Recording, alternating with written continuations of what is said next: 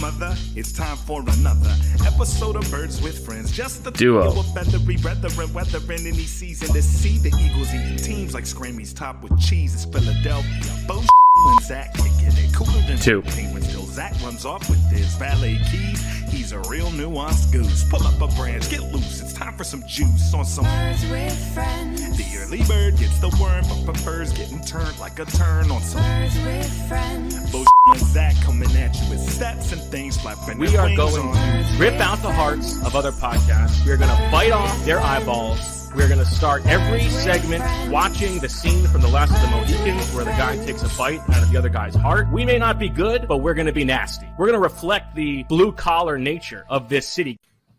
Hello, everybody, and welcome to Birds with Friends on a Friday afternoon. Bo Wulf, Zach Berman, Marissa Dunn here. Big show coming up.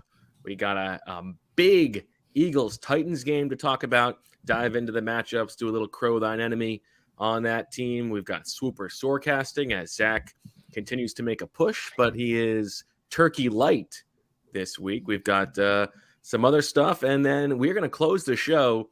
You know, I told you last episode we were going to have a very prominent hashtag Sports Indian coming on, and we will be joined at the end of the show by none other than Kevin Negandhi from ESPN. Talk a little birds, talk a little Temple, talk a little Allen Iverson.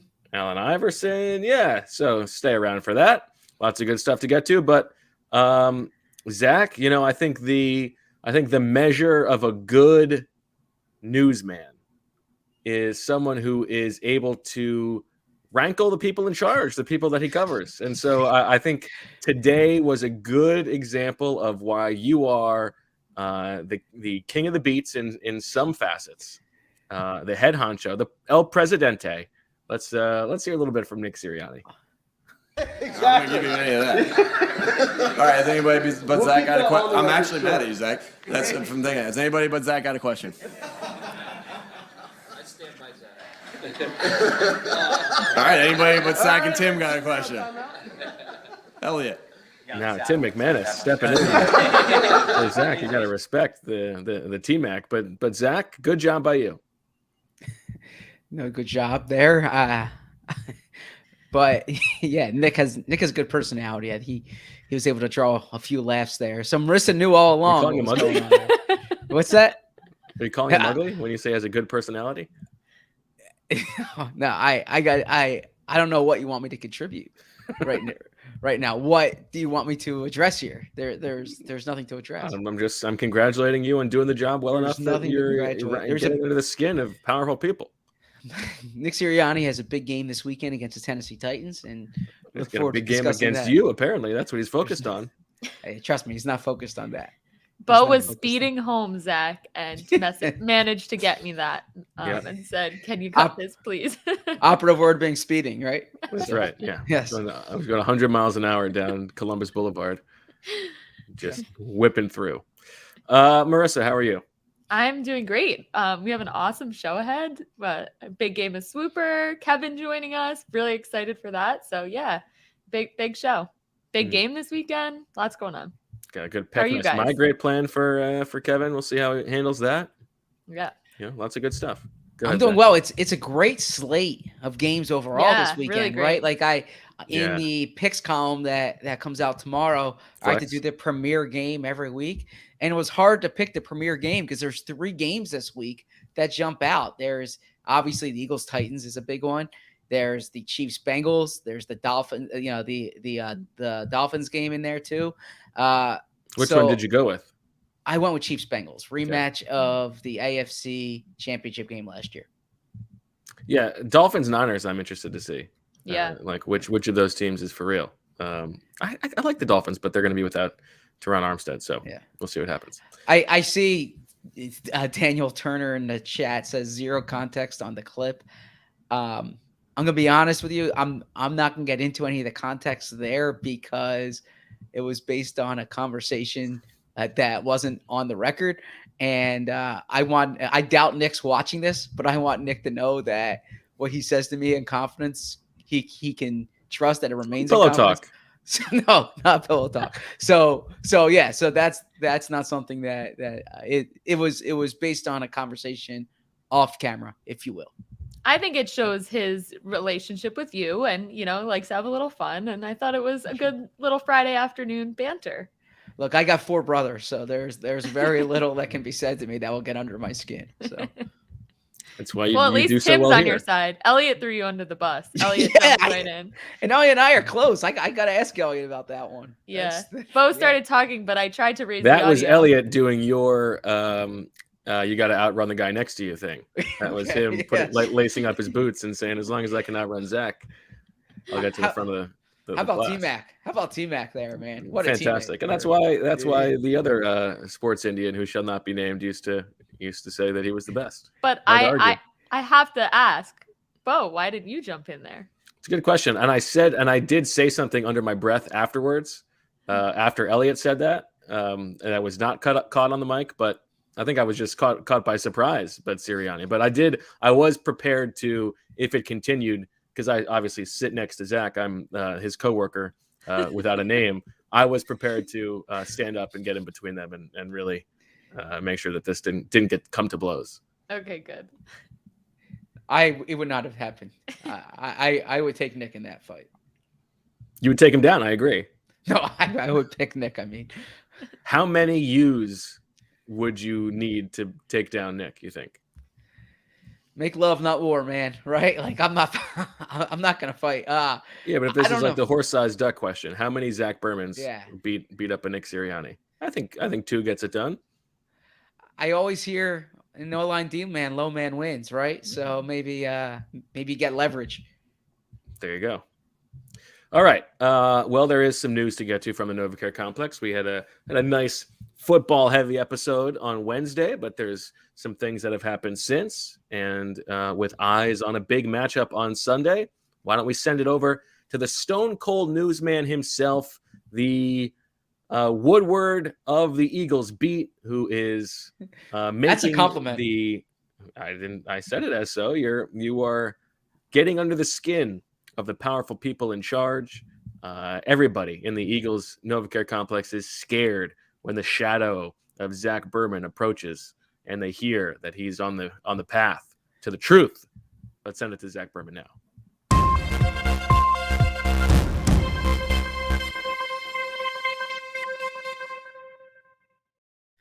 The Philadelphia Eagles practiced this afternoon, or this morning rather, and there's the final practice of the week. Jordan Davis on the practice field. He's not yet on the 53-man roster, still on IR at this point, but has practiced, and it looks like he's gearing to play. Spoke to Jordan Davis yesterday. Nick Sirianni addressed it today. Nothing official there, but certainly going in the right direction at this point. I didn't get that. Could you try again? And then additionally, sorry, Zach, I didn't get that. Could you try again? Sorry, my Siri picked up something that I said. Additionally, Gardner-Johnson on the 53, not yet on IR. Nick Sirianni said still had a battery of tests. Sirianni, that's what's doing it. Okay, that would make sense. They haven't determined yet whether he will go on IR, but that is something to watch, because if he does, he will miss the next 4 games. But the Eagles do have a transaction that will need to be made for Jordan Davis. So whether that's someone they cut, whether that's someone they put on the IR, certainly something to monitor in these next few days. Other than that, that's the big news. Really, the Eagles don't have many injuries of note. I know the big news last week was Josh Job's injury. Josh Job's injury is not such big news this week. They had a few guys who were banged up based on with groin injuries, some receivers, but we're back at practice yesterday. So looking good for the Eagles. Gardner-Johnson and Jordan Davis are the 2 ones to monitor. Back to you in the studio, Bo. Thanks, Zach. So if the Eagles are going to do this Jordan Davis activation, they can wait until tomorrow, correct? Correct. They have until 4:00 tomorrow. And they don't need to, he doesn't need to be declared on the injury report. Because the injury report's only players on the 53. Right. So that's I mean, in the grand scheme of things, a tiny little thing, but I'm sure that's the little advantage that they're trying to use in their favor. That's why Jordan Davis won't say whether he's playing, even though you could sort of tell from his smile and the way that he's answering questions and like the fact that he's practicing, that it seems pretty likely he's going to be activated, right?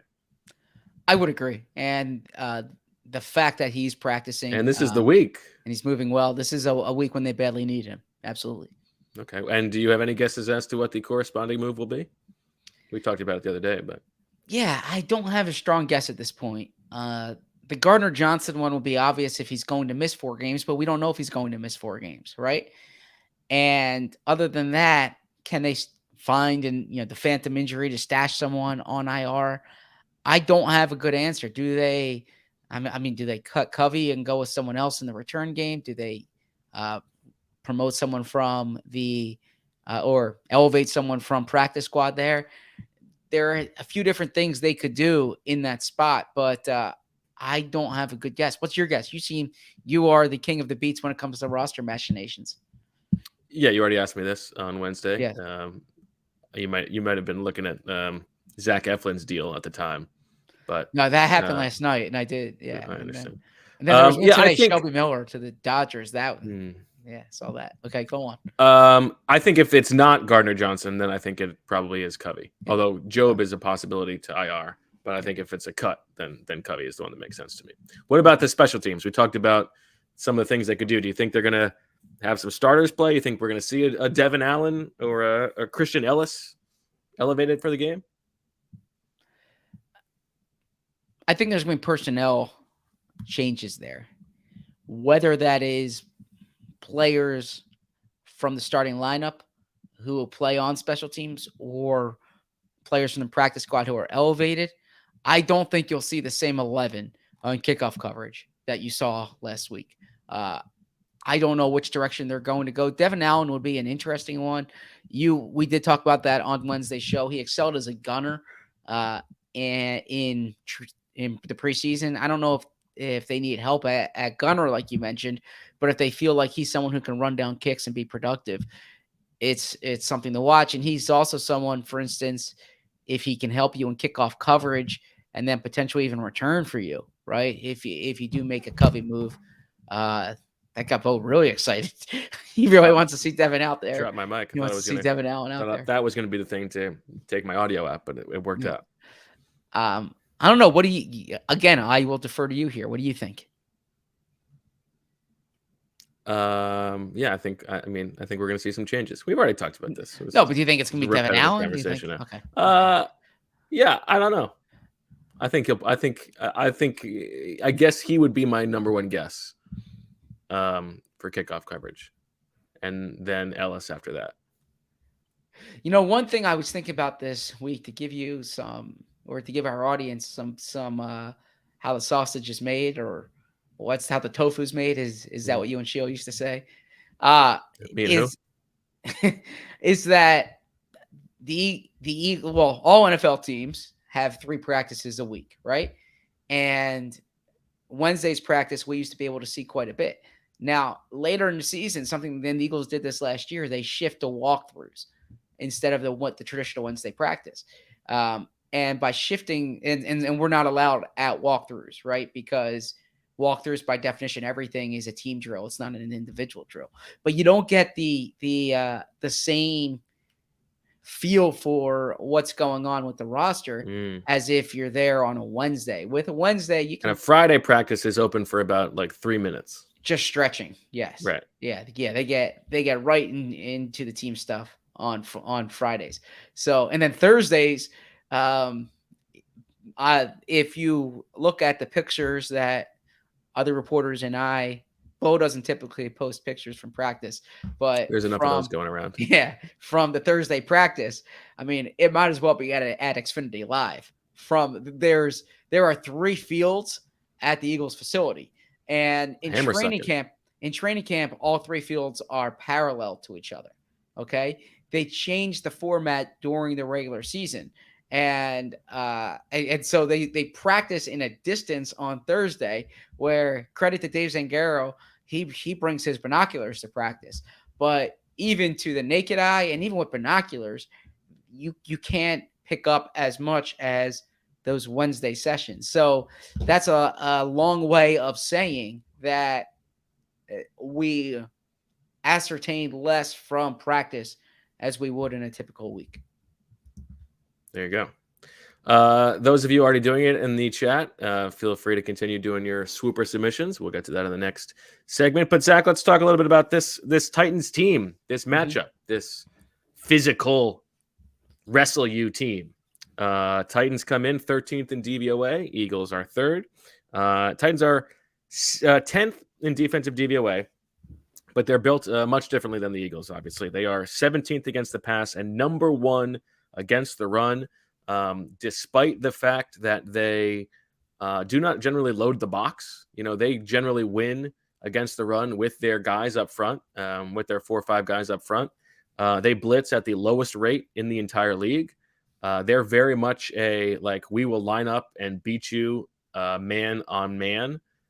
And then when they do blitz, you know, they disguise things well, and they disguise even when they rush 4 where those 4 are coming from. However, this matchup of the Titans run defense against the Eagles run offense, I think is really, really interesting. I'm really curious to see how the Eagles approach this, whether they embrace the fight and try to run on them up the middle, whether it is more of a Jalen Hurts designed run game, or whether they think, you know, we made this trade, we got A.J. Brown, we're going to shove him in your face, and we're going to throw him the ball against this pass defense that is just okay. Obviously, Eagles number 3 overall in DVOA on offense, 6th passing, number 1 running. So number 1 run against number 1 run D, very interesting. Yes, this is a fascinating matchup. Like you said, a few things here from the start, and it affects it. It goes into this. Mike Vrabel told reporters that Danico Autry and Elijah Molden, 2 players on their defense, ruled out. Okay, and I bring that up as a way of saying that when you look at that run defense, or you look at that defense overall, Jeffrey Simmons is a blue chip player. Autry is a really good player for them. Bud Dupree is a good player for them. Their nose tackle is a Tyler Tart, Philly guy, right, from West Philly. Big fella, big, strong, powerful man. Yeah, so he's coming back home. Always like to see a Philly player. But they're related to Jaquaski? No, spelled differently. 1 fewer T. Low T. I know Jim Schwartz is not their defensive coordinator, but Jim Schwartz has a big role on this Titans staff. And having covered Jim Schwartz for 5 years, I can tell you his defenses were always really good against the run. It was a big part of what they did. And Jeffrey Simmons might be the best defensive tackle in football this year, or defensive lineman in football. Their personnel is good. Their scheme's good. They're going to be really tough there. The flip side to that, and you mentioned this, not a particularly good pass defense. And we talked about this all year with the Eagles. They're built to play different styles. Depending on the opponent, they can adjust. I know the Saints game last year, the Jags game this year, you brought this up on Wednesday's pod. They take pride in being able to run no matter who the opponent is. But when you look at what the Titans have, it would behoove them to pass the ball. And it would behoove the Eagles to pass the ball. That's why I really think this is a Jalen Hurts through the air game. This is an A.J. Brown game. Devontae Smith. I was looking at the weather. It's December chilly, but it's not crazy winds. I know in the air. Yeah, I know the Eagles. They're going to have a Saturday situational meeting tomorrow, where one thing that comes up is that Jets game from 2 weeks ago, when they couldn't pass the ball. Right, there was so much wind. But I don't anticipate that being the case on Sunday. So look, I think the Eagles are going to have an advantage in the passing game. Pay attention to A.J. Brown. I mean, my guess is you'll see Christian Fulton on him. Where could we read a little bit more about A.J. Brown going up against his former team? A.J. Brown, you can read about it on The Athletic, and the story is more about A.J. It's more than just A.J. Brown going up against his former team. It's A.J. Brown embracing the big stage. The story. No, you're not. But if I can just get 30 seconds to pitch the story here to the audience, if you haven't read it yet, A.J. Brown when he was talking about Jalen Hurts going back to Houston, I asked him when he went back to Starkville when he was in college. Okay, because it was a big deal for someone who grew up in Starkville to go to Ole Miss. And he explained that game, and he said it was the perfect game. It's something he's been chasing ever since. He had a huge game that day. And he's someone who embraces the big stage. And there was an anecdote that I started the story with. The first game he ever played in the NFL, he had a big game that day, right? Well, they played against the Cleveland Browns. Well, shout out to Marissa here, but this was pre-Michael Dunn. And it was actually the first game that Odell Beckham Jr. played in for the Browns. You might have heard Odell Beckham Jr. in the news this week and last week and every single week. Not inspired. But you're way over 30 seconds, by the way, but go ahead. So there was a standing ovation for Odell and Jarvis Landry when they came on the field. And AJ Brown is standing there watching this, and he says, they're gonna be here to watch me. They're coming to watch me. And then he, not Jarvis Landry, not Odell Beckham Jr., AJ Brown, the second round pick who very little knew about, had the most receiving yards in that game. And I talked about that. I talked about his personality. I learned more from AJ, learned more from Aaron Moorhead. There was stuff on the cutting floor. What's the expression? Cutting room floor. Yeah, the cutting room floor that didn't get in, but that also was kind of revealing about AJ. So make sure you check that out. Sophie's choice having to decide what to cut. That's not Sophie's choice because it's not a bad outcome either way. So I think you misuse every sentence is your baby, right? Yeah, to a certain extent. You're more territorial about that stuff than I am. But okay. It's because I'm driving so fast. And things do get under your skin more than they get under mine, apparently. There's what's that word that we both have trouble pronouncing in one of the ad reads? That sounds like Kurt Coleman. Kirkman. There's a guy in the chat whose name every time I see it reads like Kirkman to me. Kermo Man. Yeah, this one. Yeah. Shout out to Josh T in the chat. Always. I saw him a few hours ago, but I always appreciate when he tunes in. Yeah, and I liked his tweet today about the pudding, right? Why didn't you guys get into pudding? Sore subject, I think, that pudding. Well, now you got to tell us. No, stay tuned. That's all I'll say. Stay tuned. Okay.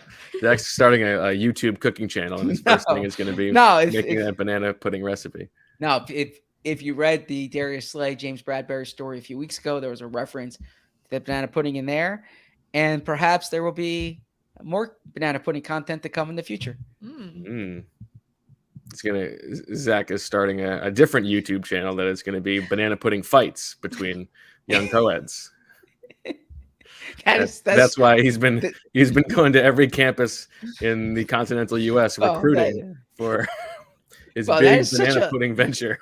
That is such a weird comment to make. Like, I don't even know how you get from point A to point B on that one, right? Like, I don't know how we get from talking about a story on banana pudding to something about.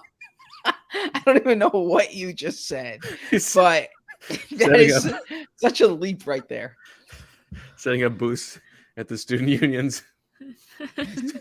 Come sample this banana pudding. That's the intro. All right. Bo did give me a funny look today when we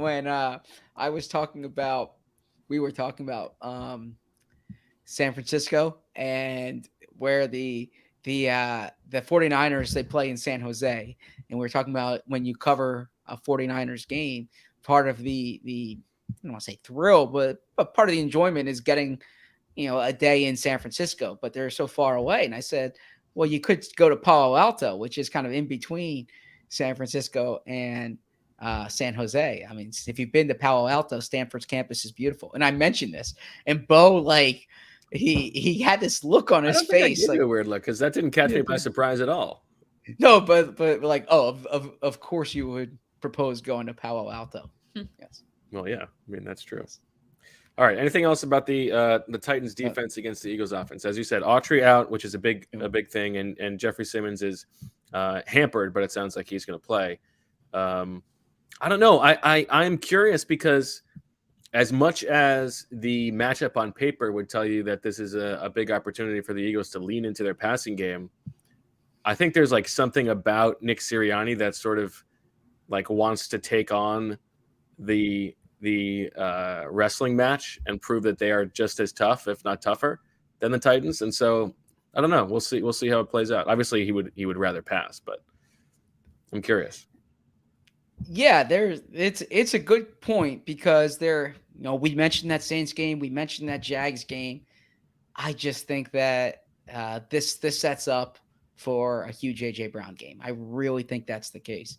And I keep going back to that all week. Like, it would surprise me if AJ Brown doesn't hit the over this week. So, do you know what the line is? I think it's 78.5. I'd have to. Okay. It's a big line. I have to look that up. Let me see here. That is not in tomorrow's pick column. It was 4.5. Or no. He's talking about the line for AJ Brown's receiving yards. You can keep talking. I will look this up here. I'll give you a little lowdown on the other side of the matchup. In that case, Titans offense, 19th overall in DVOA, 13th in the pass, 18th in the run. They are, as you know, one of the more run-heavy teams in the league. Treylon Burks has started to flash the last 2 weeks. He's got more receiving yards than any other rookie. And I think he's got a little bit of juice. And I think that if you're thinking about like how the Titans might vary from their normal playbook, I think it would be theoretically trying to take advantage of Reed Blankenship, a player who I think we saw last week, like, is willing to trust his first instinct. And so this Titans offense that is very play action heavy might think that they can suck Reed Blankenship in on a few of those plays, maybe even on early downs. But I also think that the expectation here that the Titans are going to try to control the ball with Derrick Henry for as long as they can is probably what they are going to try to do. So I don't know. It's going to be interesting. Now, Ben Jones, it also sounds like, is going to play, and that is big for them as well, especially going up against what we presume to be the Linval Joseph, Jordan Davis rotation or tandem or whatever the Eagles are going to do up front. Do you think they're going to play differently up front because of Derrick Henry, Zach? Do you think we're going to see two huge guys on the field at the same time, or maybe like a heavy line, like a 3 linebacker package or something like that? 3 linebacker package is interesting. I didn't think about that. I was thinking just more odd man fronts where, and perhaps you have an odd man front where you have Joseph and Davis in there, right? Because Joseph can play different techniques, right? I mean, I suppose Davis can too, but my guess is you see more alternating between Joseph and Davis, but they get into their even man fronts or their even fronts in passing situations, and I can see them just leaning heavier into those odd fronts, selling out against the run. And look, I know it could be inviting when Reed Blankenship's back there at safety, but if you're the Eagles, you would rather see the Titans try to beat you through the air than on the ground this game. You know, I don't really understand. It seems pretty normal to me when the Eagles have 3 defensive tackles on the field. What makes it so odd? Good joke. Okay. Thank you. For our audience, it's odd numbers on the front, not odd people on the front or an odd alignment. While I have this little break here, I know we're still talking about defense, but just real quick, I saw this tweet from BetMGM that AJ Brown over 74.5 receiving yards is the most bet prop on BetMGM this week. And now I see in the chat that others are saying FanDuel has him at 80.5. So I know BetMGM is a partner, but and a lot of love for the odd front joke. People really like that. But the BetMGM line would seem more appealing on that one if you're going with the over. Okay. I think we're like, I know that Jonathan Gannon, we know we'll get on him for sticking to the same script. I think we might see a little something from him in this game against maybe Nakobe Dean, right? Maybe it's Nakobe Dean. Maybe it's like this would be weird, but maybe it's like a heavy nickel instead of Josiah Scott. It's like Kayvon Wallace on the field. I don't know if that's better. So you want so if you're thinking about getting your best 11 on the field, you got to get Blankenship and Wallace out there. Yeah, I mean, I don't think that is in service of getting your best 11 on the field, but in terms of like getting somebody, like I think he's a better tackler than Josiah Scott. And if the Titans are not going to be in 11 personnel, you get somebody on the field. I think what it really means though is it's going to be those odd 5-man fronts, like a heavy majority of the game. And we'll see what happens. I think Jordan Davis is going to play. I think he and Linval Joseph will both play about 50% of the snaps. It's going to be interesting. Yeah, this is. I'm trying to think here too. Burks has come on, but still, I don't think he scares you the way he would have if he played Tennessee last year and they had AJ. Robert Woods hasn't done as much this year. The thing about Robert Woods is he might be the best wide receiver in the entire NFL. That was a callback to Chris Conlon or Troy Aikman. It was Troy Aikman in 2017. Okay. Okay. Shout out to Marissa Terps here, because when I watched the Titans on Tuesday, a player who jumped out to me is this rookie tight end, Chigo. Chig. Can you Chig Akawanu? Is that? Honestly, I don't know the correct pronunciation. It's very challenging. I should know but I apologize. I should know it too. But he's been having some really good flash plays this season. He's number 85, and he doesn't play as much because Austin Hooper is their top tight end.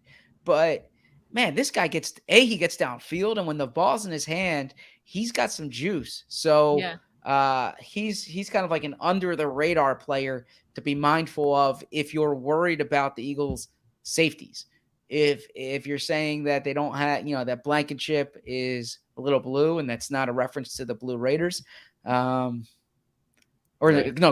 not blue, green, right? I'm sorry, I messed up the expression. Well, if you're inexperienced, you're green, right? Correct. Okay, yeah. So I don't know why I said blue.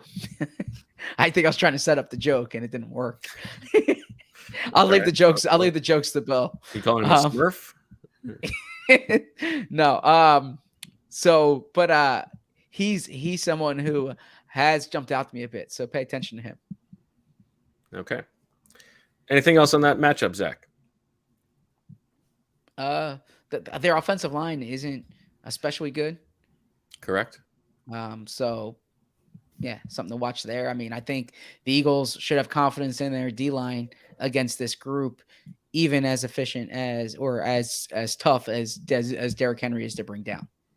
And then in the special teams matchup, because we got to spend some time on that now.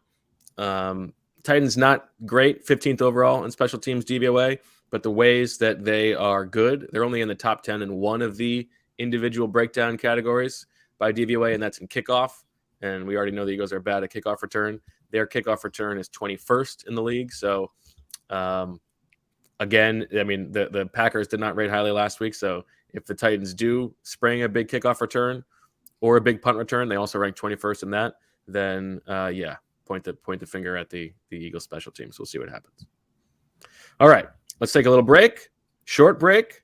Come back. We got Swooper, and then after that, Kevin Negandhi joins the show. Stick around. Much more coming your way on Birds with Friends. This show is sponsored by BetterHelp.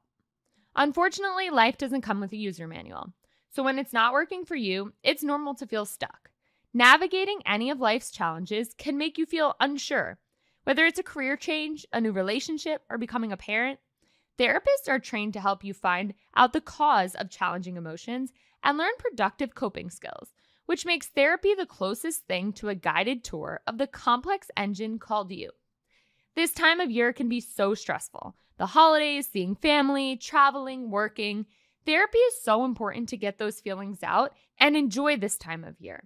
As the world's largest therapy service, BetterHelp has matched 3 million people with professionally licensed and vetted therapists available 100% online.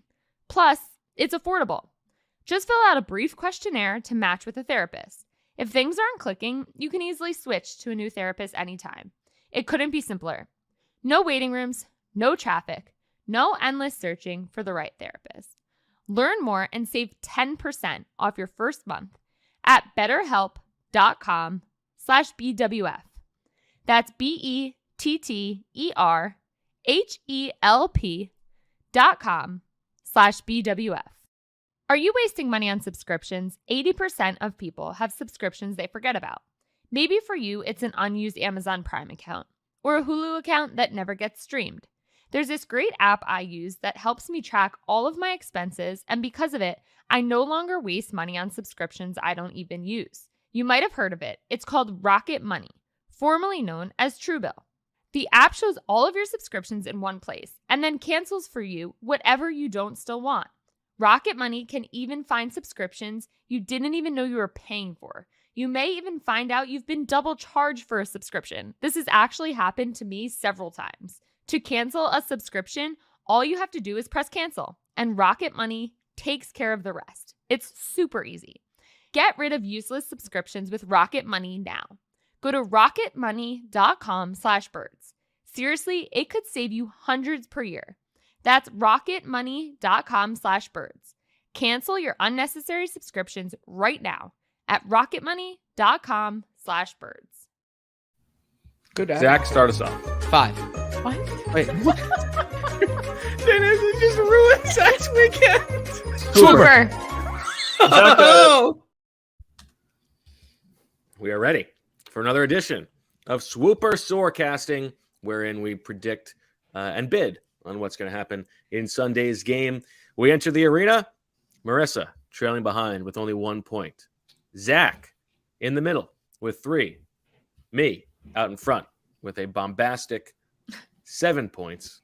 A 4-game lead as we enter the stretch. 6 games left in the regular season, but as long as the Eagles play into the playoffs, we will continue working on, and I think we're going to make those games worth more. So still plenty to play for here on Swooper Sorecasting.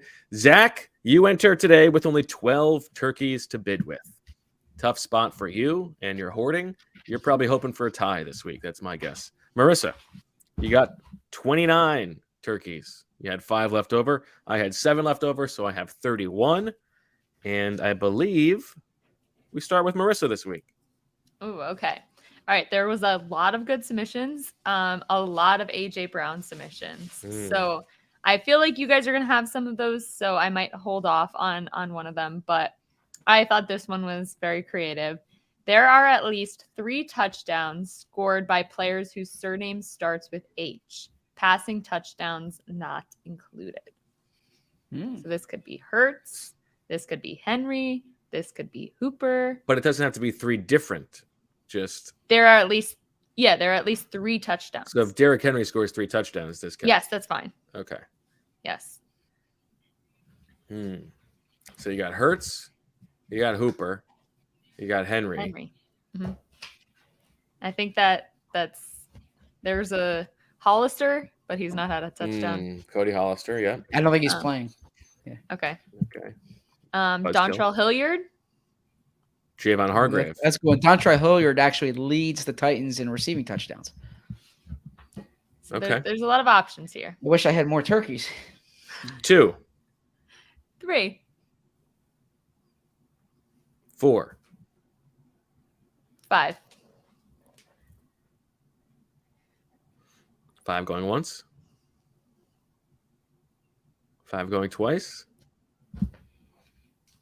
Sold. All right. To I like Marissa. that one. 3 plus H touchdowns. All right, I'll go next. Passing touchdowns not included. Correct. If I did not. Okay, just making sure. An Eagles player plays in his first game of the season. He put that in knowing that I have fewer turkeys. No, I didn't. This is an interesting one. It's do they elevate somebody from the practice squad who we don't know about? 2. You feel that convinced this is going to happen? 3. Bit 2 turkeys. What about has anyone been inactive all year and Well, Pretty yes, there active. is one player vying for the Feely. Ian Book. Ian Book, yeah, but I he don't wouldn't believe be that active. he will be active. No. But no one else is not. There might be no. Janarius Robinson has not played, but he's still on injured reserve. I don't think there's anyone non-practice squad who would qualify. Okay. Did I say 3? 3. 4. Wow. I'll go 5. This makes the inactives. I guess we'll find out tomorrow if they elevate somebody. So it doesn't matter if they're active; they have to be on the field. They got to play a snap, but yeah, I mean, if they're going to be, And special team snaps counts. yes. Okay. 5 going once.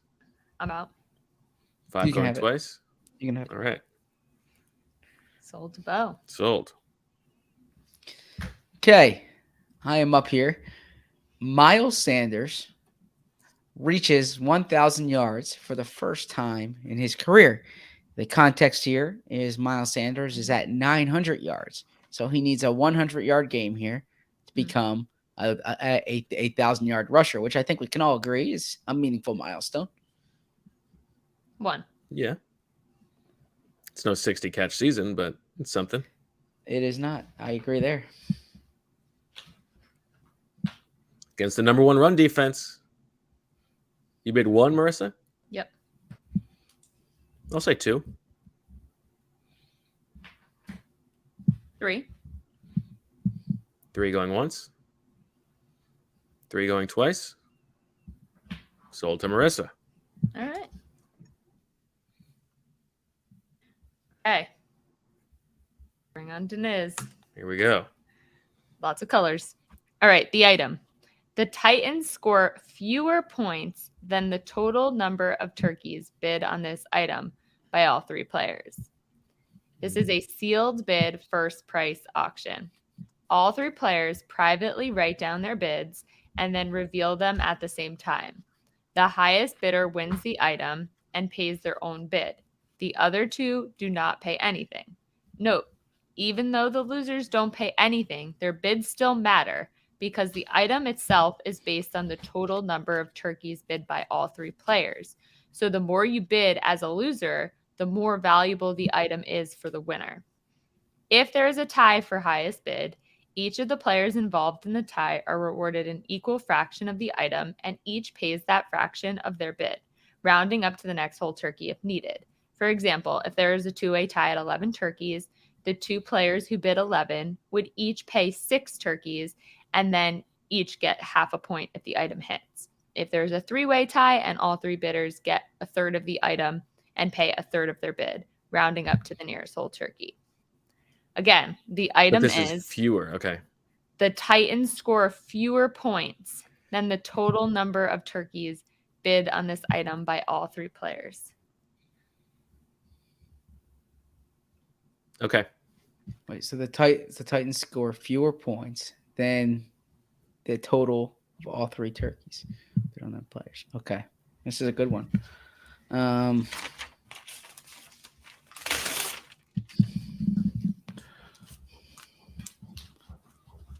Okay.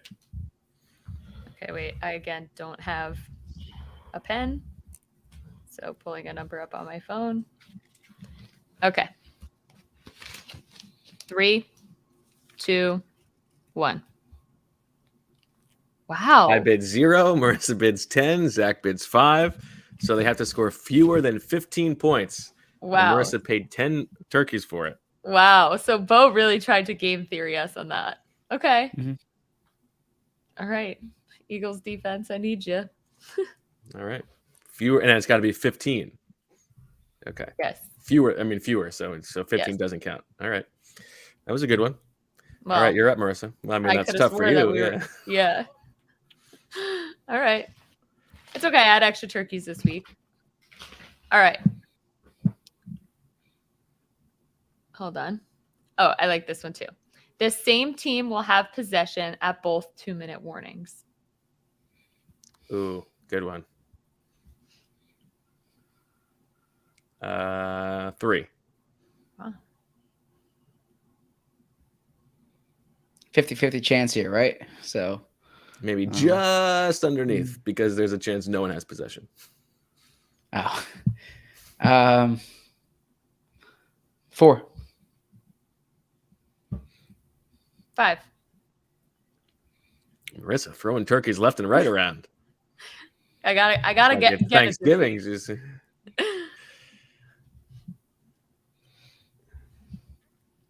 I'll say 6.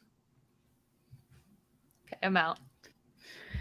I don't have turkeys to spare, so 6 going once, 6 going twice. Sold. Okay. Same 2-man warning possession. Okay. The Eagles have their lowest time of possession of the season in this game against a Titans team that wants to hold the ball. For context, their lowest time of possession of the season, 19 minutes and 36 seconds against Washington 3 weeks ago. 1.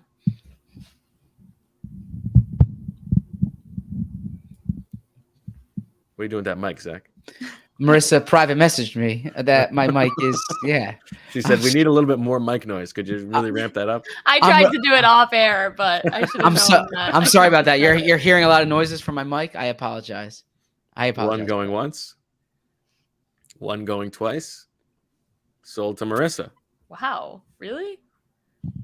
Yeah, that one was pretty low, but I know, that's but a good. I mean, one turkey. anything for one turkey. Throw a dart, yeah. Yeah, absolutely. Okay.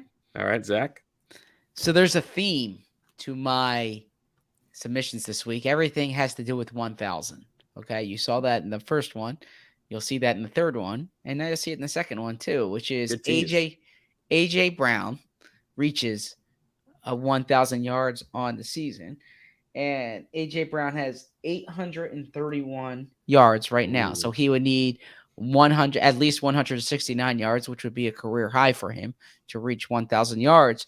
As a point of clarification here, his nickname is Mr. 1K. It has nothing to do with 1,000 yards, as I learned this week.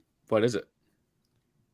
He wouldn't tell me, but it has nothing to do with 1,000 yards, which I guess I sounded kind of foolish. I figured it had something to do with that because in the media guide, it says Mr. 1K or UPS because he always delivers. And I figured it was something to do with football. But he wouldn't tell you what 1K is? No, he couldn't tell me. Okay. So I'm out on this one. I think he's going to have a good game, but that is... yeah, career high. 1.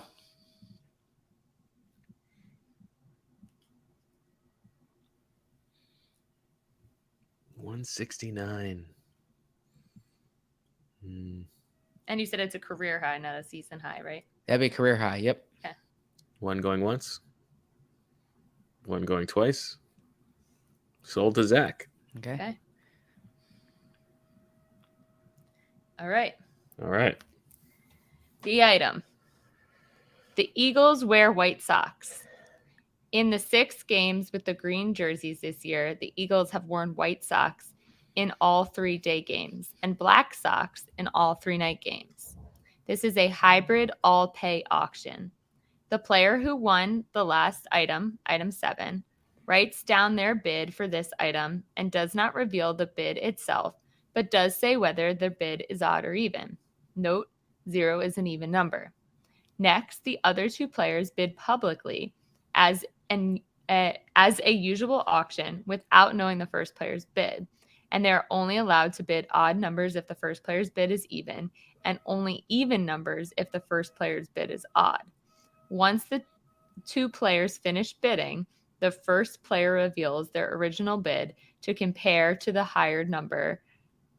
Once the 2 players finish bidding, the first player reveals their original number to compare to the higher of the other 2 players' bids. The higher bidder wins the item. All 3 players pay their own highest last bid. Oh, they do? Oh, okay. Yes. So that's bolded and underlined. The higher bidder wins the item, and all 3 players pay their own highest last bid. Okay. So And you write your number down, Marissa. And the item is the Eagles wear white socks, which they have done. No, it wasn't me. It was me. Yeah. It was Oh, Zach, Zach. which kind of Oh, takes the Zach. fun out of it. So He's gonna write down 2. wait, so they Okay, the item They had- again. yeah. The Eagles wear white socks.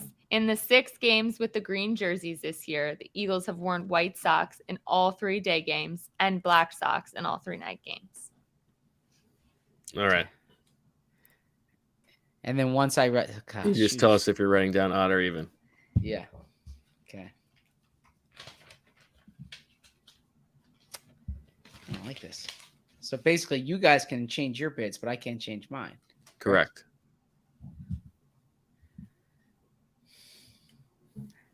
I'm trying to figure out the game theory here. Okay.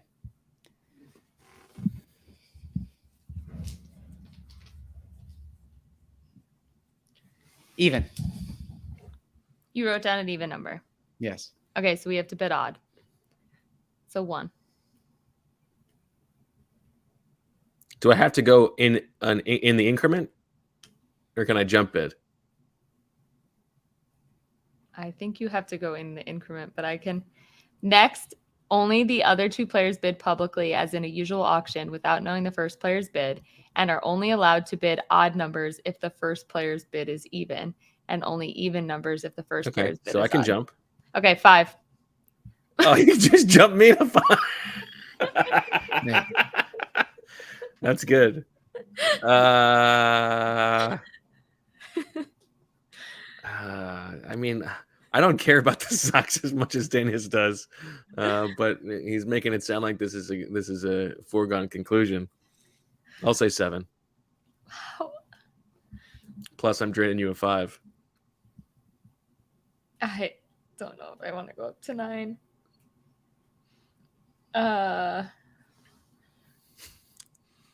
7 going once. I'm out. 7 7 going going. twice. Sold. Zach, what'd you have? What do you think? 2. 4. 0. Okay. All right. So Bo gets that one You're first. down to 5, Marissa. No, I'm not. Yeah, you lost 5 turkeys. Oh, shoot. I forgot about that. Oh, okay. Dang. I'm at 13. Zach's at 11. Dang, I forgot. Deniz, man. Okay. All right, Marissa, you're up. I read that last line twice, too. Okay. Rookie mistake. All right. Let me get my other list up. Okay. I think we might have to have a semantic discussion about whether 0 is an even number. Yeah. But I would- listened to the description. The description did. said 0. Yeah. I So would that- say it's Okay. even, too. Yes. But Okay, all right. yeah. Yeah, Okay. Denise said in there specifically 0 is an even number. So when Yeah. I registered that in there. So Okay. Jordan Davis plays at least 15 snaps. 3, 4, 5.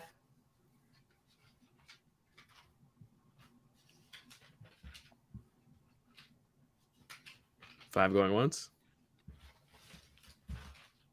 5 going twice.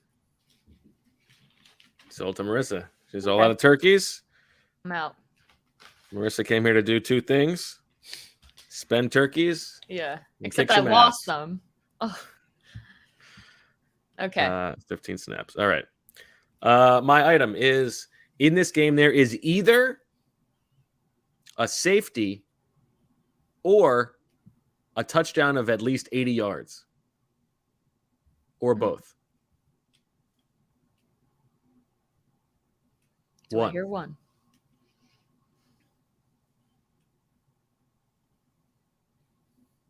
Zach, do I hear 2? 2. 3. You can have it at 3. Low probability item, but I need to be careful with my turkeys. Okay. Sold to Bo for 3. All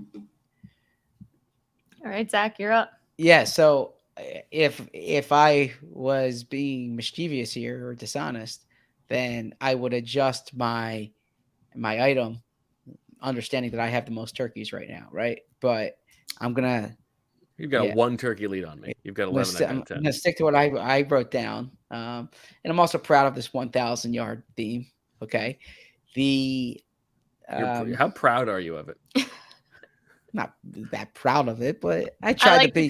creativity, I Zach. try to be think- thoughtful here, and Yeah, this I like ties into, and all these tie into a theme of the week too, as this one does. Okay, the total amount of kickoff return yardage in Eagles games this season, so total amount, both teams, surpasses 1,000 yards in this game. The that number You're right, is Zach. at You should be proud of this. This is great. This is good that stuff. number. That number is at 837 yards this season. So you are betting that there are a total number of 163. no, I'm just looking up something here. Of 163 kickoff return yards in this game, at least Between the two teams combined. between the two teams combined. Correct. Okay. I like that. And this is why AJ Brown goes by Mr. 1K. This is not why AJ Brown goes by Mr. 1K.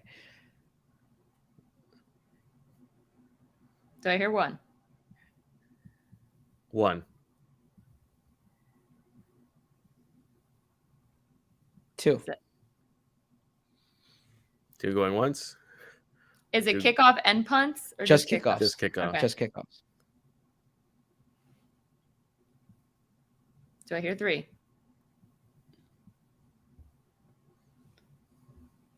2 going once. 2 going twice. Sold. Touchbacks don't count. This is return yardage. 163 is what you need. Mhm. Yes. Okay. So I need either I need a big return basically, or at least Or a lot of 25-yard returns. yes. Okay. Okay. All right. Dennis, what do we got to close this bad boy out? The item. We've heard this one before. The Eagles win the game. Regular auction, but unlimited borrowing from next week's turkeys is allowed for all bidders. If the item does not hit, the winner's turkeys will all be pardoned like a turkey back guarantee and refunded in full.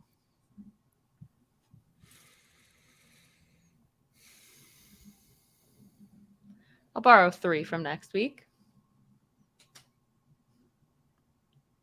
I'll bid 10. I'll bet 11. And So I Zach have has 9 this 9 week. left, so he's borrowing That's it. 2. Yeah, and He's continuing to spend his credit. Didn't learn his lesson from last week. I'm okay if Zach gets it. I just don't want Bo to get it. 12. Oh, jeez.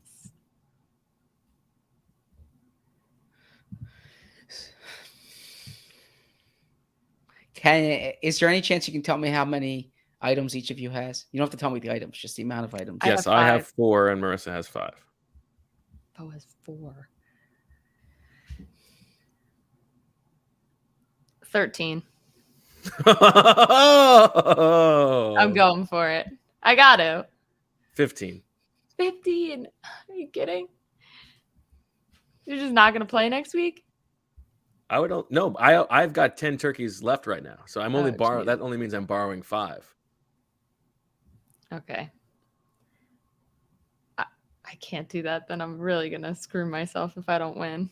No, you get it back. Well, if you don't win the week, you're saying. If Yeah. the Eagles lose, you get all the turkeys back. Yeah. Or the turkeys, you get all the turkeys or just the turkeys you borrowed? All the turkeys. All the Oh, turkeys. I mean, I can only borrow turkeys right now. Yeah. And I'd be borrowing everything from next week. So You I would see go the- into next week. I wouldn't even be playing, basically. Okay, Oh. I found this on the web. Sorry. fantasy. the, Theory. Jack's What should mistress I chimes do? in with some game theory. the predicament that I'm in is that even if I borrow and even if I bid on this item and even if it wins, I have a low probability of winning this week. I have 2 items, neither of which have a high probability of occurring. I have AJ Brown and the kickoff returns. So I could be doing this to play defense to try to stop Bo from getting this item. But the reality is Bo has 4 items as it is. I don't know. I mean, yeah. So Bo's at what, 15 right now? Correct. So if I do 16, then I'm bidding You're only borrowing 7 turkeys. 7 turkeys for next week. Um, 15 going once. 16. 15. Ooh. Yes, Zach. I love it. 16. 16 going once.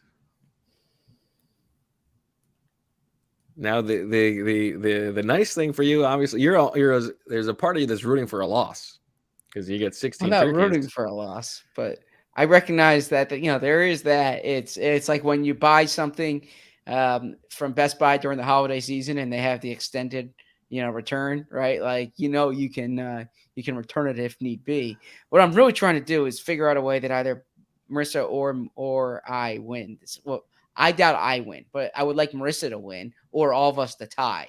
I'm trying to create a situation where I'm afraid if Bo gets this, and he already has the item where he the socks, which seems likely to occur, right?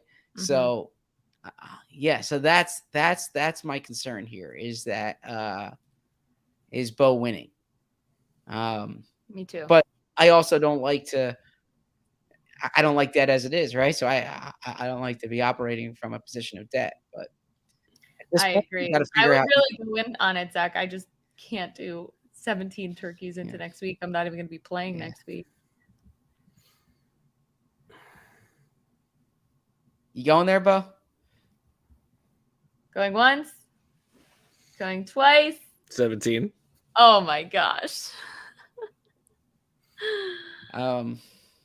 I see. I'm listening to the chat here. By the way, I'm reading the chat, and I see Matt PD03 is telling me to sit this out. Yes, Conan, I am talking through it. Okay. You know what, Matt PD03, that's Warren Buffett. That's not Warren Buffett. Come on. That's Munger. It's Munger. Munger in the chat. 17 going once. I'm gonna play my odds here, and I'll let you have it for 17 here. 17 going twice. Yeah, sold. You got it. Marissa, I'm counting on your turkeys. I know. I didn't want him to get that, but like we could if we win this week and then he just bet. Well, the real backfire is possibility for me here is if the Eagles win, but right. Marissa and I tie. Yes. Exactly. And I have 5 items already, so it's definitely possible. I do think that mine are slightly likelier to hit, but we'll go a quick run through. Marissa has the 3+ touchdowns from the H's. That's a good one. That could definitely hit. Miles Sanders rushes for at least 100 yards. Not crazy. The Titans score fewer than 15 points. Yeah. Possible the way they play. Definitely possible. You know what? Maybe I think Marissa she's got a shot here. Lowest time of possession. That one will be tough. And then Jordan Davis plays at least 15 snaps. You got a shot to rack up 3 or 4 wins here, Marissa. Zach's got AJ Brown has 169 yards receiving or more. And the kickoff returns combined for at least 163 yards. That one could happen. That could hit. We could have a long kickoff return touchdown that would benefit both of us, Zach. Because there's a safety or an 80-yard plus touchdown. The Eagles win. The Eagles wear white socks. The same team has possession for both 2-minute warnings, and an Eagles player plays in his first game of the season. All right. If anyone in the chat knows Greg D from the Eagles equipment staff, tell him to mix all the white socks with the green jerseys, so you can't use those because those are discolored. Do we know 100% they're wearing green jerseys? I think they typically yes. Yeah, they typically do. So can't be the black ones again. It won't be black jerseys. Yeah, and I don't think it's gonna be white. They typically wear green at home this time of year. All right. Now remember, we've got Kevin Negandhi coming up. Stay tuned for that. It was a fun discussion that we had yesterday. Lots of good Eagles topics. We'll find out what he says about Pecknest Migrate, Howie Roseman, Nick Sirianni, and Jalen Hurts. So lots to get to. Before we do that, though, Zach, you and I got to close out this bad boy with our crystal ball Eagle predictions. So Eagles Titans here. And Eagles are 4.5-point favorites. The over/under is 44 points. Okay, so not expecting a lot of points here. This is as Bo said at the beginning of the week, and it's a good way to frame it. This is a litmus test game for the Eagles. That if you look at the things that they're weak at, run defense and special teams are what the Titans are best at. I think Jimmy Kempski put it well in his prediction that he'd rather take the team that has AJ Brown and an explosive passing offense than team that doesn't have AJ Brown and explosive passing offense. And that's what I think is going to be the difference of the game. I think the Eagles can move the ball through the air better, more explosively, and more efficiently than the Titans can. But I think the Titans are going to play them tough, as they have almost every team this season since those first 2 weeks. They played the Chiefs tough, as we mentioned, and I think the Eagles are going to have to grind this one out. I think they win, but they don't cover. Surprise, surprise there. Okay. And I think the score, I'm going with 23-21 Eagles. All right. I think this is going to be a muck and grind game, but I also think that the Eagles are going to surprise a little bit in this game. I think they're going to come out and they are going to be the better team than the Titans pretty decisively. It'll be a close game because that's what the Titans do. But I think the Eagles will pull away at the end. There's this, the betting markets have now dropped the Eagles below the Cowboys and the Niners in terms of like team strength. If you look at like Unpredictable, they're a little bit below those two other teams. And I think that's going to be recorrected after this game. I think this is going to be a chance, as there are all these big games happening this weekend, for the Eagles to remind some people that this is a very good team. Now, I also think that this may mean that they then lose next week. We'll get to that. But I think the Eagles are going to win this game and cover. It'll still be tight in the fourth quarter, but they're going to win by a touchdown. And the A.J. Brown party will happen. I think he will score, let's say he's going to score 2 touchdowns in this game. We haven't seen those like the red zone slants to A.J. Brown really since that Washington game in Washington. I think we're going to maybe see that come back. How many yards for AJ? A red zone touchdown for AJ. He's going to only have 96 yards receiving, but he's going to score 2 touchdowns. And the Eagles are going to win this game a very straightforward 21-14. That means Marissa hits her under 15, which will be good for her. And they move to 11-1. There you go. You know what, Zach? We talked about this is not related to the prediction, but it's just to close the book on something that we discussed. Remember during the game when Jalen Hurts had that check down to Miles Sanders in the middle of the field, and I said something like, I don't think that he's thrown that pass all year long. I went back through the heat map. The only time this season where he's thrown like the ball to a running back in the middle of the field like that, short in the middle of the field, was week 1 to Kenny Gainwell. It was on one of those like planned that little angle route. So it is true. That was correct. Good work. A little growth from Jalen Hurts taking that middle of the field check down. Anyway, 21-14. Go ahead. I'm sorry. No, I thought you were finished with the Eagles. Go on with. No, 21-14. Eagles win, and they force one fumble. Before our interview with Kevin Negandhi here, I'm curious for your soccer prediction, because big game tomorrow. You are our resident soccer expert, and I gotta say, for like people of our generation, I think there's nothing more like Saturday morning at 10 a.m. than a soccer game, right? So looking forward to watching that tomorrow. What does that mean? Growing up, I always associated like Saturday mornings with soccer. Did you have like Saturday? Yeah, that's yeah. Okay. Right. So yeah, it used to be all, no matter what your sport was growing up, if you played in a soccer league, it was typically on a Saturday morning, right? Okay.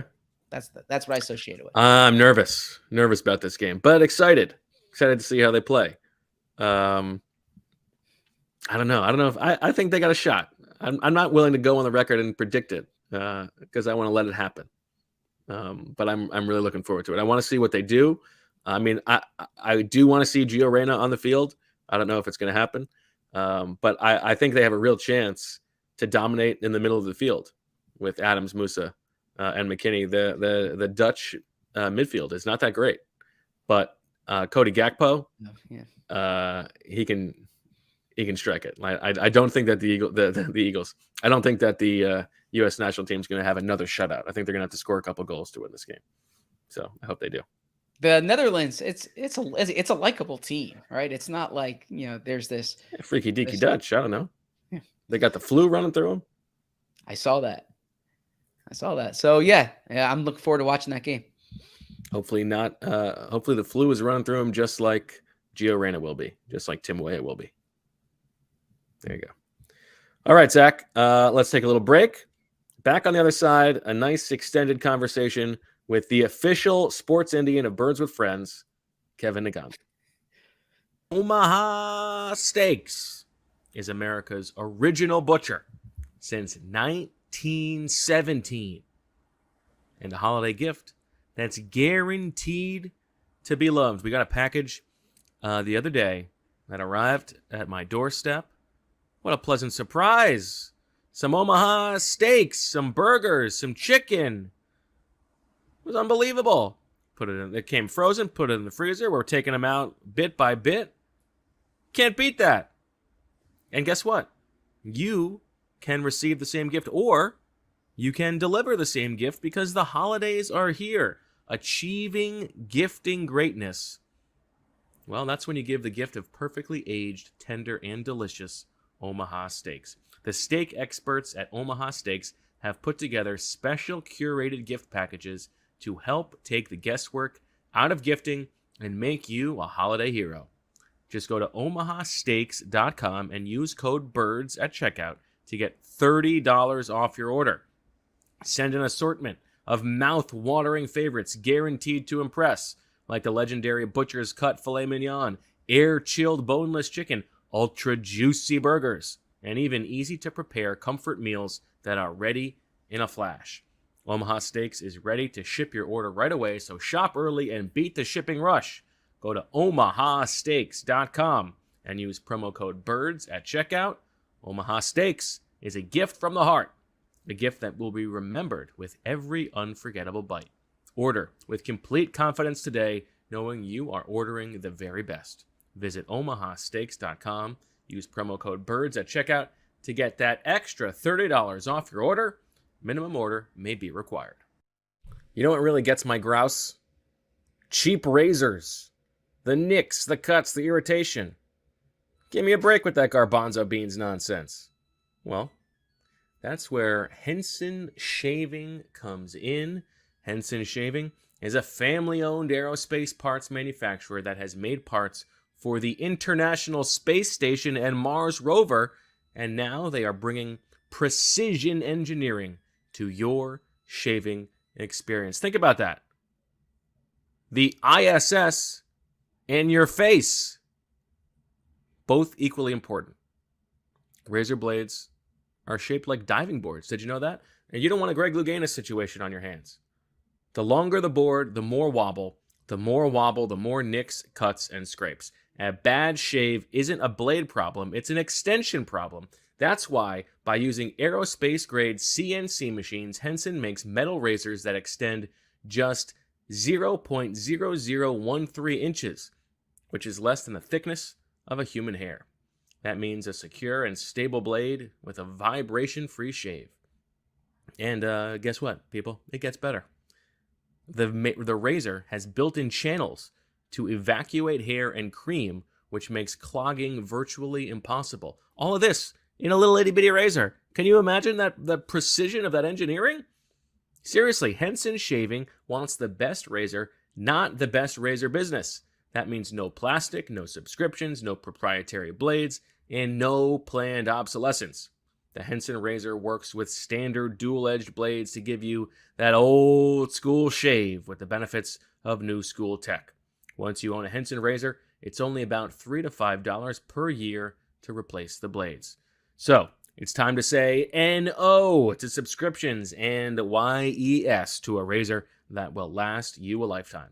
Visit hensonshaving.com/birds to pick the razor for you and use code BIRDS, and you'll get 2 years worth of blades free with your razor. Just make sure to add them to your cart. That's 100 free blades, 100 free blades, when you head to hensonshaving.com/birds and use code BIRDS. Everybody knows the old adage, fall is chaos in your pants. You're overheating 1 second and freezing the next. To be ready for anything, you need underwear that can handle everything. It's time for Tommy John underwear. In Tommy John underwear, you are that much more comfortable so you can do everything better. Name a problem with other underwear, and Tommy John's solved it. Tommy John's breathable, lightweight fabric has 4 times the stretch of competing brands. They come with a no wedgie guarantee thanks to a non-rolling waistband and legs that never ride up. Plus, they feature a horizontal quick draw fly. The hammock pouch stops the awkward swing and slap, giving everybody something to be grateful for. And with over 18 million pairs sold, people love Tommy John underwear. That's why Tommy John doesn't have customers, they have fanatics. And I'll tell you what, I like the Tommy John so much, I ordered some extra ones for myself for the holiday season. So I don't know what more of an endorsement I could possibly give you. So go to TommyJohn.com/athletic right now for 20% off your first order.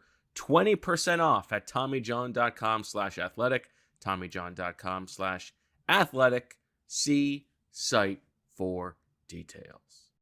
All right, we are back on Birds with Friends. Very pleased to be joined now by a first-time guest, Kevin Negandhi from ESPN. Kevin, how are you? Thanks for joining us. I'm great, Bo. I'm great, Zach. Thanks for having me on. Honestly, coming off a win like that on Sunday night, it's great to talk about the Birds heading into December. Now, you were there with the family Yes. on Sunday night. Am I right? What was that like?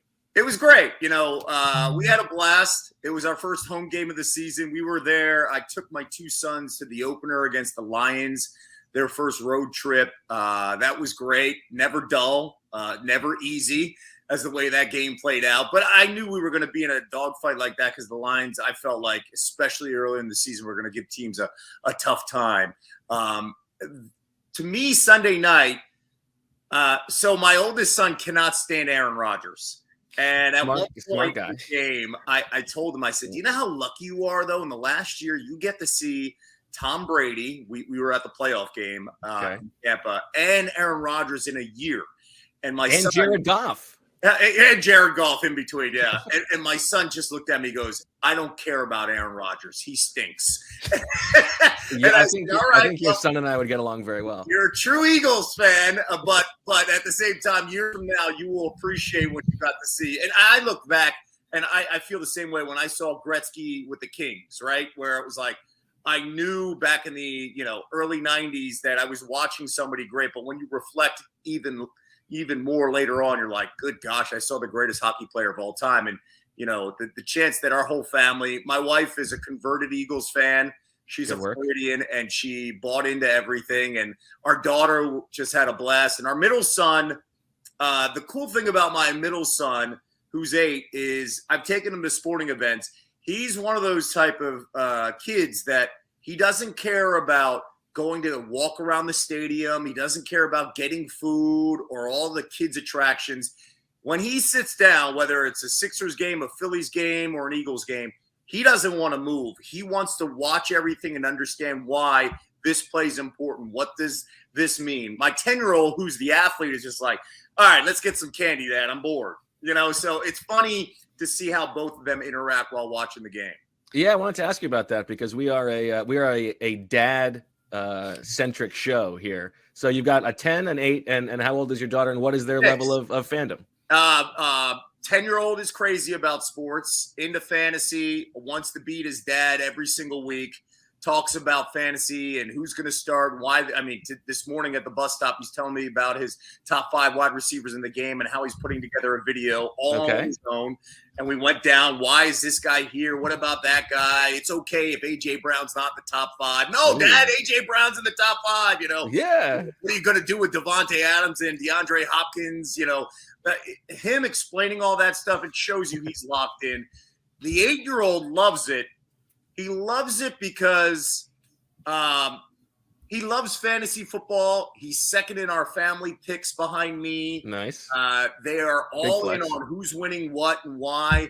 But the 8-year-old is like, I can move on too. I'm here because you guys love it, but I can move on as well. I'm not attached to this as much as the 10-year-old. The 6-year-old she's just like, Mom, these 2 boys are crazy. I love the Florida Gators like I love you.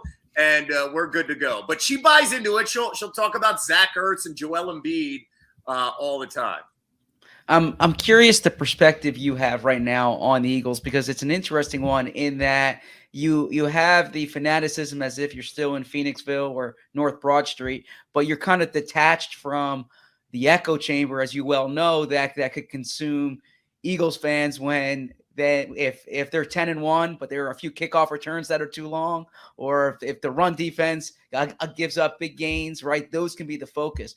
What's the perspective outside Philadelphia? And in particular, you're around great football minds every day as well, of how the Eagles are doing from a national perspective. I'm pretty lucky. I get to work with phenomenal analysts like, the Mina Kimes, the Marcus Spears, the Dan Orlovsky, the Ryan Clarks, the guys that we see on NFL Live, and then they come right into SportsCenter, and then we have those conversations in commercial breaks or in the green room, and they're asking me a perspective. I'm asking them a lot more about film and what they're seeing. Booger McFarland's another guy, Monday Night Countdown, and we'll shoot notes constantly, and he works Sunday night with Chris Berman. So from their perspective, I gather like, hey, how good is this team? That's what I ask. Like, what makes this team so well? And then I jump in and say, don't forget about this guy and that guy and this guy. Here's the explanation of why, this is the run game and all. So they are looking from the treetops perspective. The one consensus is the Eagles are in the top 2 in the NFC. And they also are majorly concerned. Orlovsky did a great breakdown with Spears earlier this week, as well as Ryan Clark, about the defensive front, something we've talked about. I think you guys collectively as Philadelphia media have talked about for several weeks. They're concerned about that. And if they can get through the next couple of weeks with, of course, what we're dealing with this weekend in Derrick Henry, and then moving on to Saquon Barkley, I think that you could breathe a little bit if Jordan Davis comes back. Their opinion is that, though, keep an eye on a team like the 49ers and what they bring defensively, but also all the tools that they have on offense and the weapons that they have. Cowboys are, of course, a topic you can't escape, regardless if they're good or bad. Do you guys ever talk about them? Yeah, unfortunately, I have to hear about it. They talk about the Cowboys, but I think they have some concerns about the Cowboys. But I brought up to them yesterday, especially in a meeting, James Washington's coming back healthy. And who knows what happens with Odell Beckham. If that helps with the weapons, specifically with whatever they're trying to do with Pollard and Zeke, then I'm a little concerned about where this Cowboys team is going to be. But I will say, coming back to my 8-year-old, whose teacher in 3rd grade is a Cowboys teacher and talks trash with him back and forth. He said, Dad, are we going to lose on Christmas Eve? And I said specifically, I think we're going to win, but if we lose, don't panic. We won already one game against them. All I care about is the 1 seed and getting healthy in the playoffs. I could care less about how everything else plays out. Just get the 1 seed and make sure the line on offense and defense is healthy for the run. And I use the Phillies as the perfect example, right? Get healthy at the right time, get hot at the right time. We saw that in 2017. I have the same perspective. Week in and week out, just don't get hurt. If we could use that first round bye, we'll take it. I think that's right. Now, the tiebreaker is likely to go to the Cowboys, so that would mean the Eagles have to win the rest of their games or hope that the Cowboys drop one. But I think that's right. Get the 1 seed. That's the most important thing. That's the most important thing. And one thing I'm not bringing up, the Vikings. I'm not actually worried about the Vikings. And I hope that doesn't bite me later on. But I'm not worried about the Vikings perspective-wise. We've got the tiebreaker, and potentially if we have to face Minnesota, they're coming back to Philadelphia, and we know what the last 2 games have been like there. That's right. I'm going to give you a Birds with Friends initiation here. I'm going to give you a peck nest migrate. Okay, so this is like so migrate is like you're getting rid of it. Peck is you get the person for 1 year. Nest is you get them forever. Okay. As an Eagles fan, you're in charge. You're Jeffrey Lurie. Peck nest migrate. Jalen Hurts, Nick Sirianni, and Howie Roseman. Nest, all 3. I hope I did that right. I'd keep. No, you gotta give one to each. You gotta migrate somebody. Oh man, it's a tough question. Yeah, it's really tough. Boy, that's really tough, Bo. Honestly, I can't believe I'm saying this, considering where we were a few years ago. But yeah. I would keep Howie Roseman long term, regardless. Okay. Considering one thing Howie has done, and I say this, that I can't believe I've said this. I would say this from 2 years ago. Howie has learned from his mistakes, and Howie's admitted those mistakes, and I admire that about Howie. I've been really hard on Howie, and I've praised Howie. I thought he hit every single free agent acquisition in 2017, and he constructed that team so well in understanding kind of, hey, strike while you can because you've got that rookie quarterback contract, right? And that's how he constructed the whole team. Physicality with the running backs and understanding we're going to add Ajayi here and there and, Chris Long and a couple of other ingredients. And Howie's done the same exact thing this offseason. He has nailed everything, and he knows he knows the mistakes he made specifically in the draft, and he's addressed them. So I would keep him because he's in charge of the entire roster, right? I would also keep Jalen Hurts because Jalen Hurts is a unique. So is that the part where you keep him for a year? You can peck him, yeah. Right, we keep him for 1 year. Keep him for the rookie contract, yeah. There you go. And it's just not fair, Bo, that because the headline will be like, "Oh, Kevin Negandhi was." I'm the one who put you in the position. Yeah. I think we could agree that like the head coach is very important, but probably is the least important to this puzzle of those 3. I would guess 100%. But I will say that Nick Sirianni's perfect for this team and perfect for Jalen Hurts.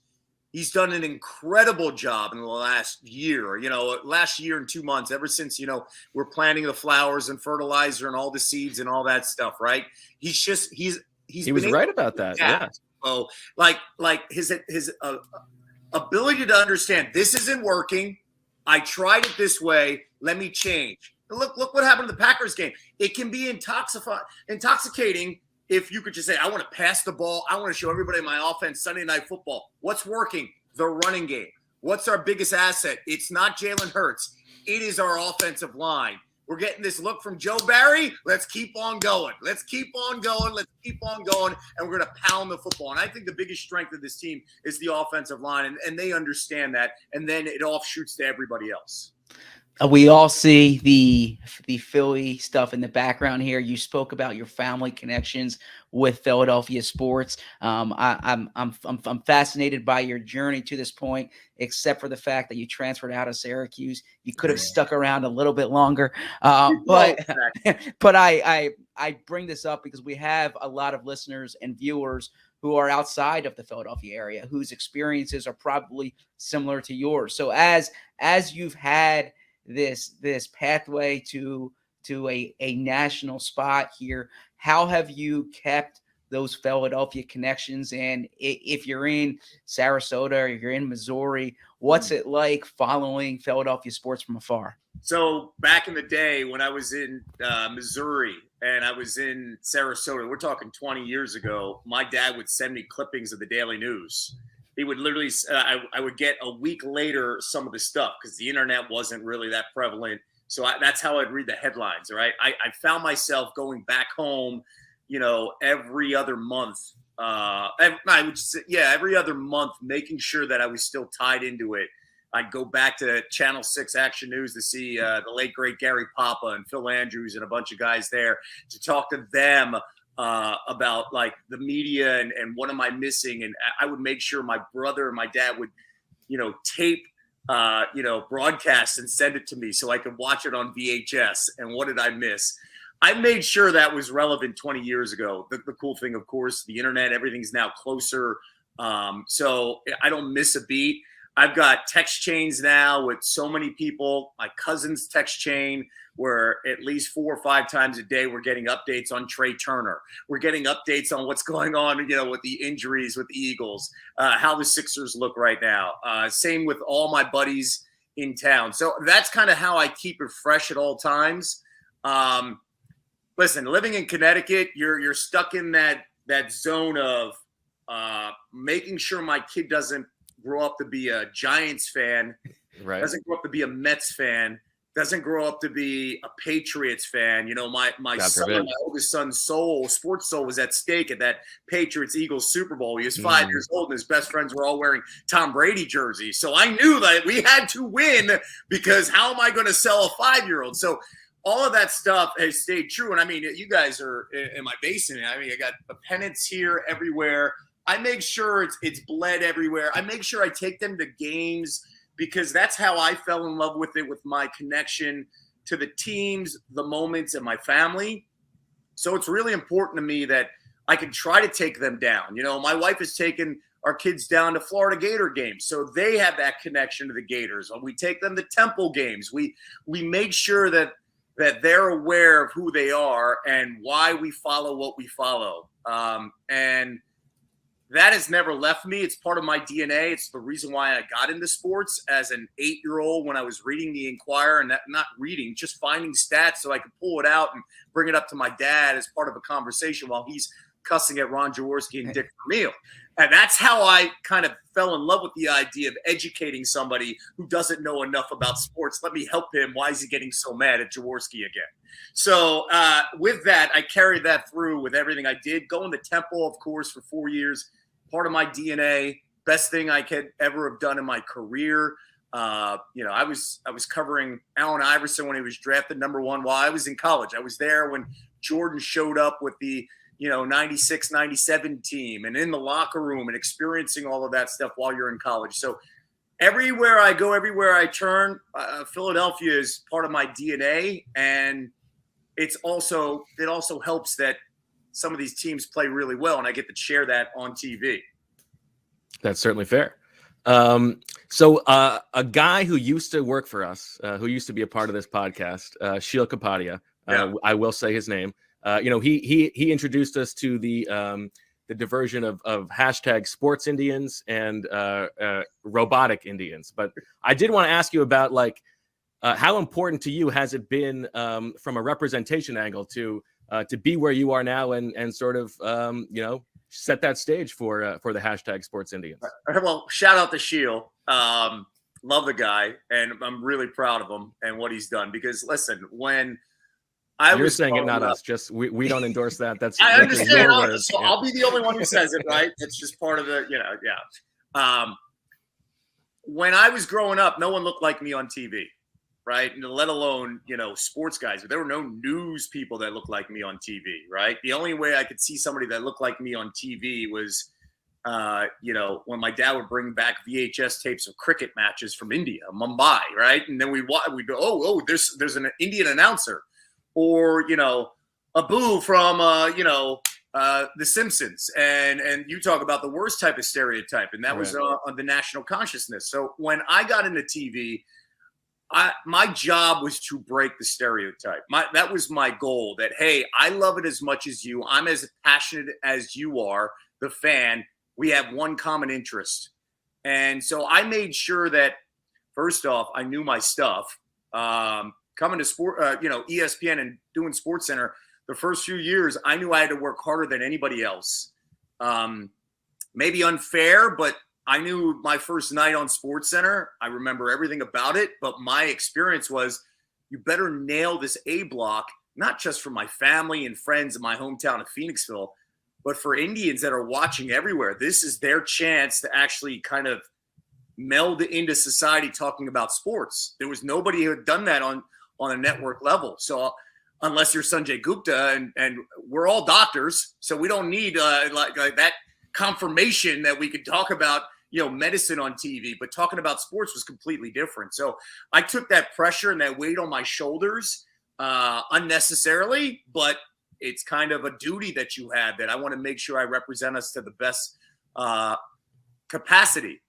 Now, a couple years later, I see Anish Shroff's hired by us, Adnan Virk, Zubin Mehenti, Adam Amin, a handful of people that look like me on TV, Nabil Kareem. Like when you see, a DT who's doing a phenomenal job with, CBS, when you see that growth, that means, okay, it's not just one of us. Because, when they hired Anish, Sure. a piece of me was like, am I being replaced? They've got the one guy. Do they need to boot me out and then slide in the other guy? And it took me a while to be okay and comfortable that, hey, we've made it. And there's more of us. And it's we're not just taking one spot. And I'm not taking somebody else's spot. And somebody's going to take my spot. We can have 2 in the room. We can have 3 in the room. We can have 4 in the room. So, when you see guys like Shield, and I get hit up by a lot of people that are doing media on different platforms that look like me and they talk about it. I'm really proud. And I also know that all those people work so hard, and we have a work ethic that no matter what, the job has to be done. We don't care. We put our head down. We say yes to everything. And that's been consistent with many of us. Anish, by the way, a Syracuse guy. Go ahead. No. I was putting a little Syracuse jab in because Anish is a Syracuse guy. I'm sorry, Bo. I spoke over you there. No, I was just taking a shot at Shield. Go ahead. I know most of our audience are Philly sports fans, right? Yeah. But you've mentioned Temple. You have a very visible platform for Temple. Where is that spot in kind of your allegiance, and how does that carry through for you? So my brother took me to my first Temple basketball game in 1987 at McGonigal Hall against West Virginia. And this was the year before they were number 1. I was 12. It was awesome. Like, it was a hot box. You could barely move. The place was so loud. There were less than 3,000 people in McGonigal Hall back then. And it was amazing. And I remember walking out. My brother was at Temple at the time. I remember walking out, and I was like, this is the most amazing experience, and I want everything to do with Temple basketball for the rest of my life. So when people ask me what's my passion, Eagles football is number 1. That was my connection to my father and my brother, and my mom loved watching us watch the games.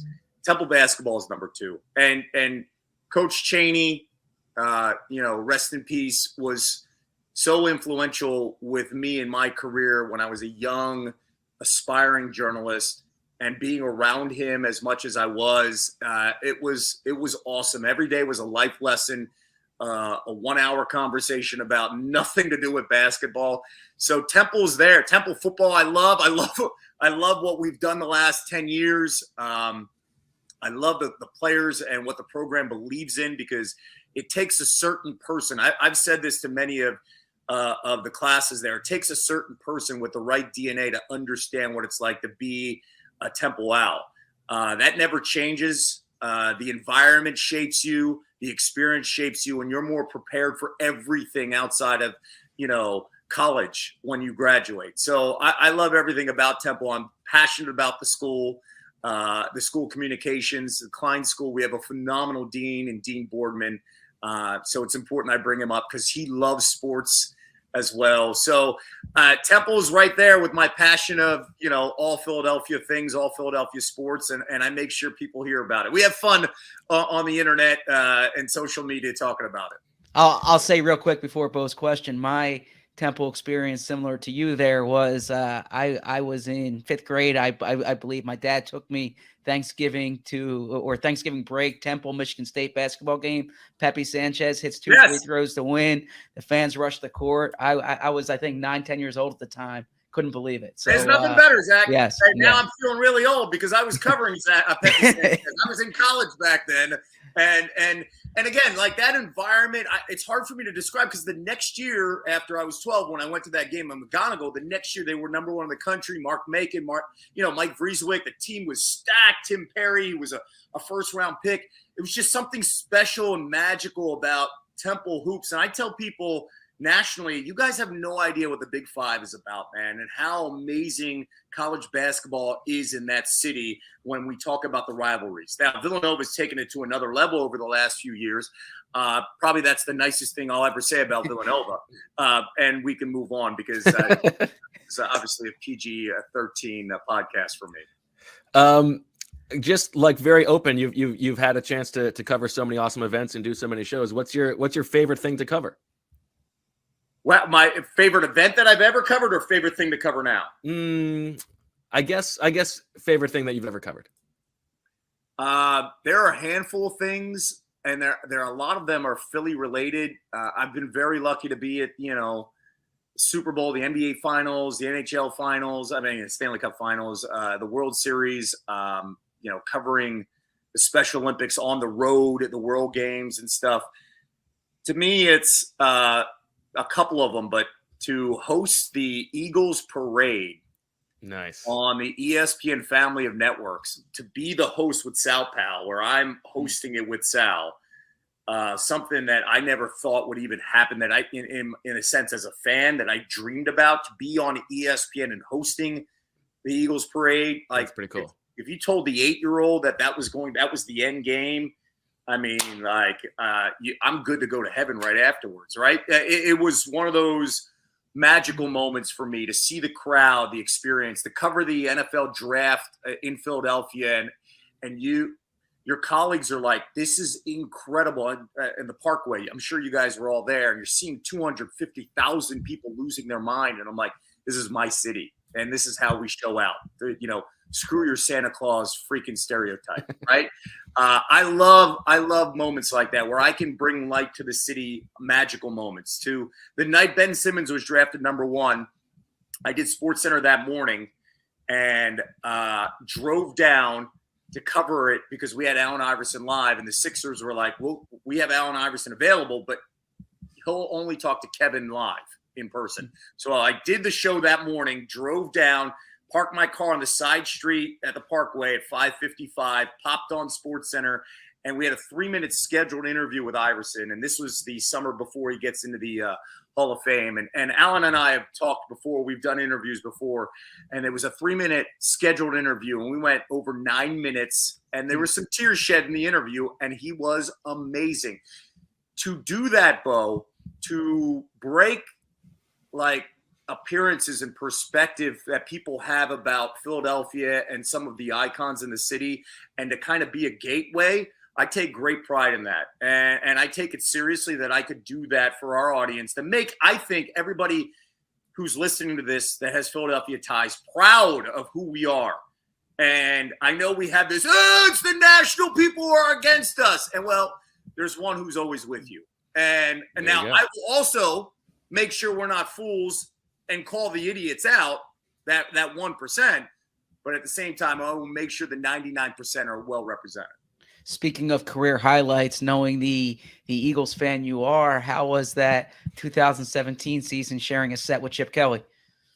Zach, that was fun. It always comes back to Chip with Zach. For many reasons. First off, I was very critical of Chip, of course. I remember, yeah. And Chip and I had to do college football as well. So I was with Chip on Saturdays in the green room with a bunch of guys, like Joey Galloway, Jonathan Velma, Booger McFarland. We had a blast. And Mac Brown. We had a blast in those green rooms because it was 3 shows. All of us at halftime after our shows would pop in and watch all the games on these big screens. So we would hear stories, and we always had fun with Chip. And Chip opened up. But Chip, would every now and then bring up Wawa to me. Every now and then bring up like the current situation with the Eagles while they were making that run. And every time I'd be like, does he know all the things I would say? And I think Chip knew. Yeah. But we would work every Sunday morning on SportsCenter where he would break down, quarterbacks and offenses he liked. And they were great segments. And I was a big Chip fan. Me and him had a lot of fun with that. We talk a lot about stuff off camera, about the college game. And I never brought up the Philadelphia experience because I was like, it's too close to home. It's none of my business. I'm not going to do that. Every single segment I did with Chip Kelly, my Twitter timeline would blow up. So mad. How could you be on the same set with him? How could you be in the same space? How could you talk to them? And my answer to them would always be, hey, it's kind of working out right now. Have you seen what the Eagles did this week? Because that was the Carson Wentz year, the MVP run. So every weekend, my answer would be like, can't you just be happy where the Eagles are now? Like, why are you getting mad? Because they're winning right now. So when Chip got the job at UCLA, couldn't be happier for him. We had a blast talking about it. I'm a big Chip fan. I learned a heck of a lot of football, and I learned who he was. And, in the end, I think it worked out really well for everybody. Well, I'm glad Zach got his Philly roots in. He got his Chip Kelly in. He's really nailed it all. And Pepe Sanchez. So And I'm Pepe hitting the trifecta. Yeah. The trifecta. Kevin Negandhi, you have been very generous with your time. Thank you so much for joining us, and good luck enjoying the rest of the season. Bo, Zach, thank you so much. Marissa, shout out to you. Go Birds. All right. Well, that'll do it for this episode of Birds with Friends. Thanks again to Kevin Negandhi for joining us and being so generous with his time. Thanks to Day Niz for the submissions as always. Thanks to the live listeners and viewers in the chat. And remember, we will see you Sunday evening following the Eagles game against the Tennessee Titans for your post-game Birds with Friends. For Marissa and Zach and Kevin and Tahir, I'm Bo. We thank you for watching and listening. And as always, we love you.